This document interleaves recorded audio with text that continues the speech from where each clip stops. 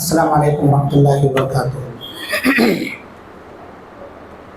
الحمدللہ رب العالمین والصلاة والسلام علی رسول الامین وعلی آلہ وصحبہ اجمعین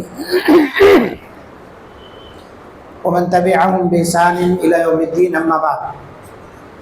رب اشرح لی صدری ویسر لی امری واحلل عقدۃ من لسانی یفقهوا قولی، رب زدنی علما، اللهم انفعنا بما علمتنا وعلمنا ما ينفعنا وزدنا علما وعملا، آمین یا رب العالمین۔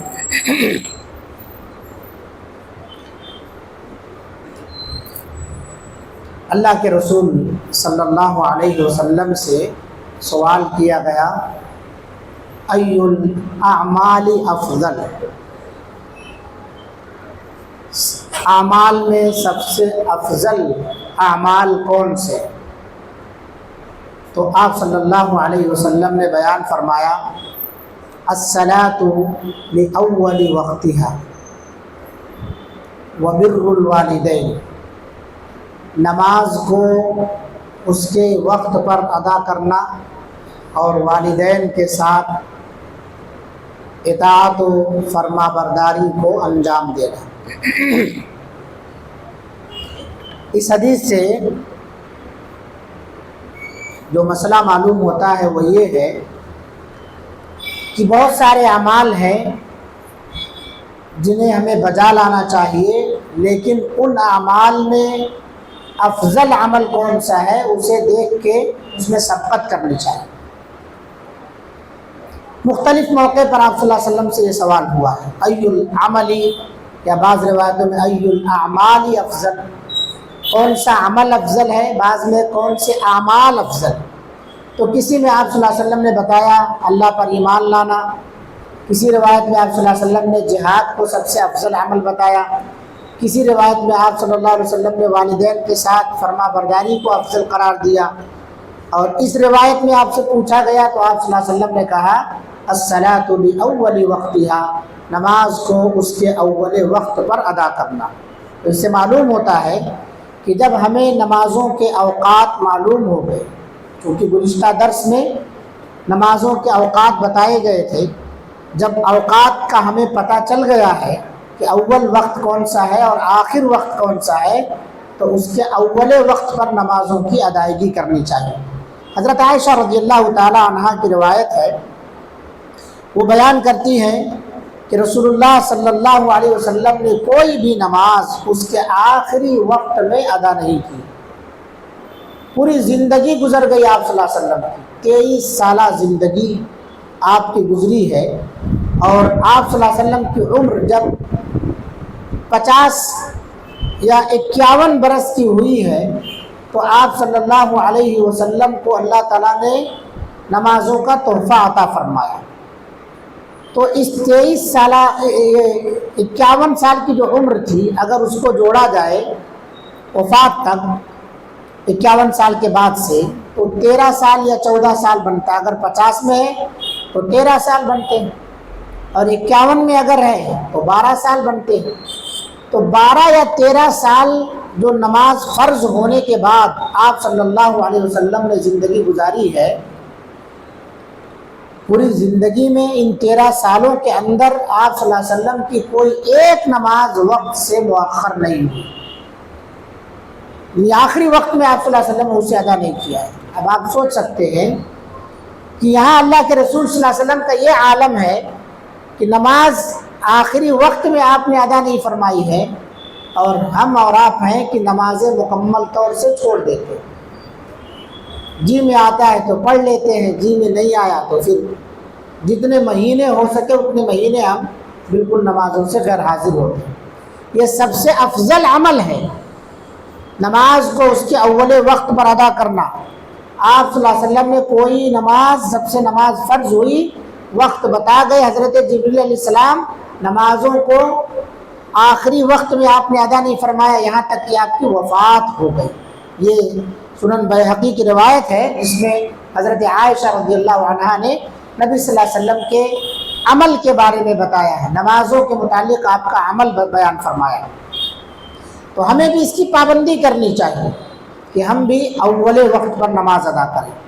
بس تھوڑی سی اس میں عادت ڈالنی ہے، جستجو کرنی ہے. آپ کوشش کریں، اللہ تعالیٰ آپ کے لیے انشاءاللہ مدد کرنے والا ہے. کیونکہ نیک کام جتنی آسانی سے ہو سکتے ہیں، بس ہمیں صرف اچھی نیت کی ضرورت ہے اور اپنے آپ کو بدلنے کی ضرورت ہے. اپنی لائف اسٹائل چینج کیجئے، تھوڑا سا اپنے آپ کو شریعت کے سانچے میں ڈھالنے کی کوشش کیجئے. ہر ایک چیز دین کا آپ کے لیے آسان ہے، کیونکہ اللہ تعالیٰ نے کہا، اللہ کے رسول صلی اللہ علیہ وسلم نے فرمایا ان الدین یسر. اور اللہ تعالیٰ نے قرآن مجید میں ارشاد فرمایا یرید اللہ بکم الیسر، اللہ تمہارے ساتھ آسانی چاہتا ہے. ولا یرید بکم العسر، تمہارے اوپر اللہ پریشانی نہیں چاہتا. اگر یہ نمازوں کی پابندی بندوں کے لیے پریشانی کا سبب ہوتا تو مسجد میں بیٹھ کر کے میں یہ بات کہہ رہا ہوں، اللہ نمازیں بندوں پر فرض نہ قرار دیتا. اگر یہ پریشانی کا سبب ہوتی نمازیں بندوں کے لیے تو اللہ تعالیٰ اتنا ظالم نہیں ہے کہ بندوں پر جو چیز قابل مشقت ہو، باعث جو ہے تکلیف ہو، اسے فرض قرار دے دے. اللہ کے رسول صلی اللہ علیہ وسلم نے کیا کہا؟ اگر میری امت پر مشقت نہ ہوتی تو میں عشاء کی نماز کو تاخیر سے پڑھنے کا حکم دیتا. میری امت پر مشقت نہ ہوتی تو ہر نماز کے وقت، بعض روایتوں میں ہر وضو کے وقت میں انہیں مسواک کرنے کا حکم دیتا. مشقت ہے اس وجہ سے واجب نہیں قرار دیا ہے، مشقت ہے اس وجہ سے عشاء کی نماز کو بہت زیادہ تاخیر کے ساتھ پڑھنے کا آپ صلی اللہ علیہ وسلم نے حکم نہیں دیا ہے. تو اس کا مطلب کیا ہے؟ شریعت آسانی چاہتی ہے اور اپنے ماننے والوں کو آسانی میں رکھنا چاہتی ہے. پتہ یہ چلا کہ ہم بہت آسانی کے ساتھ اگر ٹھان لیں، اور یہ ٹھاننا کب ہوگا؟ جب آپ کو اپنے رب سے، اپنے نبی سے محبت ہوگی تبھی آپ ٹھانیں گے اس کو. تب آپ اس چیز کو ٹھان لیں گے کہ مجھے اول وقت پر نماز ادا کرنا ہے. کتنے ایسے ائمہ گزرے ہیں، محدثین گزرے ہیں، تابعین گزرے ہیں جو مسجد کے اندر اذان ہونے سے پہلے موجود رہا کرتے تھے. بعض ایسے ہیں جن کی تکبیر اولیٰ نہیں چھوٹی، اور بعض ایسے ہیں کہ مؤذن اذان دینے کے لیے دروازہ کھول رہا ہے اور وہ مسجد کے دروازے پر موجود ہے. کتنے ایسے نام گنائے جائیں آپ کو. تو یعنی اگر ہم اس پر پابندی کریں تو یہ ہمارے لیے آسان ہے. بہت سارے ایسے لوگ ہیں ہمارے بھائی جو عشاء کی نماز، مغرب کی، عصر کی، فجر کی، ظہر کی پڑھتے ہیں. 4 وقت کے مصلی ہیں. فجر نہیں ہو سکتا ہم سے. کیوں نہیں ہو سکتا آپ سے؟ فجر کیوں نہیں ہو سکتا؟ یہ کس پر بھاری پڑتی ہے فجر کی نماز، عشاء کی نماز؟ آپ صلی اللہ علیہ وسلم نے ایک حدیث کے اندر بیان فرمائی ہے منافقین پر بھاری پڑتی ہے. اپنے آپ کو نفاق سے بچاؤ، اپنے آپ کو دوسری کیٹیگری میں نہ لے جاؤ. 4 وقت کی نمازیں ہم بہت آسانی کے ساتھ پڑھ سکتے ہیں، 5ویں وقت کی اس سے زیادہ آسانی کے ساتھ پڑھ سکتے ہیں، کیونکہ اپنے کام کاج مصروفیات سے آپ گھر آ گئے. بیکار میں آپ رات میں مت جاگیے، وقت برباد مت کیجیے. عشاء کی نماز کے بعد جلدی سو جائیے. فجر میں اٹھ سکتے نہیں، صرف فجر میں نہیں، تہجد بھی پڑھ سکتے آپ. اگر جلدی آدمی سو جائے تہجد بھی پڑھ سکتا ہے، کیونکہ اس کی نیند جو یہاں 2 گھنٹے 3 گھنٹے 4 گھنٹے خراب کر رہا ہے سونے سے پہلے، اگر وہ جلدی سو جائے تو ادھر نیند مکمل ہو جائے گی اور اس طرف جو ہے اس کی نیند جلدی کھل جائے گی، اور کھلے گی تو تہجد بھی پڑھ سکتا ہے، فجر بھی پڑھ سکتا ہے، اور بہت ساری بیماریوں سے بھی محفوظ رہے گا اس پر عمل کرنے والا. تو آپ صلی اللہ علیہ وسلم کی پوری زندگی چلے گئی مگر آپ صلی اللہ علیہ وسلم نے کوئی بھی نماز آخری وقت میں ادا نہیں فرمائی. اب ایک مسئلہ ہے، ٹھیک ہے، بعض لوگ کہتے ہیں کہ بھئی وہ تو نبی تھے، ہم تو عام آدمی ہیں، ان کا ہمارا کیا مقابلہ ہے.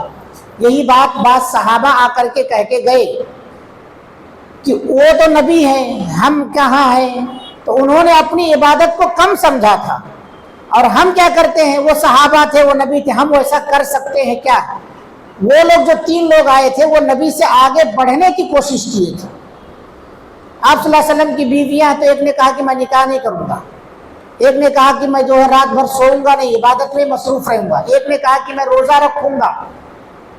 اللہ کے رسول صلی اللہ علیہ وسلم کی عبادت ہے، وہ تو نبی ہے بھائی، بخشے بخشائے ہیں، ان کو اللہ بخش سکتا ہے. ہم تو عام امتی ہیں، پتہ نہیں ہماری بخشش ہوگی کہ نہیں ہوگی. اس چکر میں وہ زیادہ کر رہے تھے. اور ہمارا مسئلہ کیا ہے، وہ صحابہ تھے، ہمارا ان کا کیا مقابلہ ہے. ہم ویسا نہیں کر سکتے ہیں تو ہم نہیں کرتے، یعنی ہم نیچے جا رہے ہیں، وہ آگے بڑھ رہے ہیں. دونوں غلط ہے. وہاں اللہ کے رسول نے اصلاح فرمائی اور کہا دیکھو یہ میری سنت نہیں ہے، میری سنت یہی کہ جو میں طریقہ بتاتا ہوں اس کے پابند رہو، مجھ سے زیادہ متقی بننے کی کوشش نہ کرو۔ اور یہاں کیا ہو رہا ہے، اللہ کے رسول صلی اللہ علیہ وسلم کہاں صحابہ وہ ہم نہیں کر سکتے بولتے، سب کچھ کر سکتے ہیں آپ۔ شریعت ہر دور کے مزاج کے حساب سے، ہر انسان کے مزاج کے حساب سے، آپ بیٹھ کے کھڑے ہو کے نماز نہیں پڑھ سکتے، بیٹھ کے پڑھیے، بیٹھ کے نہیں پڑھ سکتے، لیٹ کے پڑھیے، لیٹ کے نہیں پڑھ سکتے، اشارے سے پڑھیے، ہر لحاظ سے ہر سچویشن کے حساب سے دین کے اندر گنجائش۔ کیا چاہیے آپ کو؟ اسی لیے اللہ کے رسول نے فرمایا ان الدین یسر، تو ہم ٹھان لیں تو انشاءاللہ العزیز ہماری نمازیں نہ فوت ہوں گی اور نہ ہی وقت سے بے وقت ہوگی۔ تو سب سے افضل عمل نمازوں کو اس کے اول وقت پر ادا کرنا ہے۔ اب خدا نخواستہ کسی کی نماز چھوٹ گئی تو وہ اس کا کفارہ کیا ہے، یعنی نماز کی قضا کیا ہے؟ تو اس سلسلے میں آپ صلی اللہ علیہ وسلم کا فرمان ہے کہ اگر آدمی کوئی نماز بھول گیا یا نماز نہیں پڑھا اس نے یا سو گیا یا کسی دوسرے کام میں مصروف ہونے کی وجہ سے ذہن سے نکل گئی بات اور نماز کا وقت ختم ہو گیا تو اسے کب ادا کرنا ہے، اس کی قضا کب کرنی ہے؟ ہمارے یہاں مشہور ہے کہ جو نماز چھوٹ جائے، جیسے ظہر چھوٹی تو اگلے دن ظہر میں ہی پڑھنا ہے، فجر چھوٹی ہے تو اگلے دن فجر میں ہی پڑھنا ہے، عشاء چھوٹی ہے تو اگلے دن عشاء میں پڑھنا ہے۔ اس کا کہیں سے بھی قرآن حدیث سے ثبوت نہیں ہے۔ صحیح طریقہ کیا ہے اس کا؟ آپ کی جو نماز چھوٹی ہے جب آپ کو یاد آئے فوراً اس کی قضا کر لیں۔ وقت ختم ہو گیا، دوسرے وقت میں یاد آیا، آپ بیدار ہوئے دوسرے وقت میں، تو آپ فوراً پہلا کام نماز کی ادائیگی کا کریں گے، جیسا کہ اللہ کے رسول صلی اللہ علیہ وسلم کی حدیث ہے من نام عن صلاة او نسیها فلیصلیها متى ذکرها فإنها لا کفارة لها الا ذلك۔ جو شخص نماز سے سو گیا یا اس کو بھول گیا تو جب اسے یاد آئے فوراً اسے پڑھ لے۔ حضرت عمر بن خطاب رضی اللہ عنہ فجر کی نماز کی امامت کرا رہے تھے، نماز کی حالت میں ان کو نیزہ مار دیا گیا،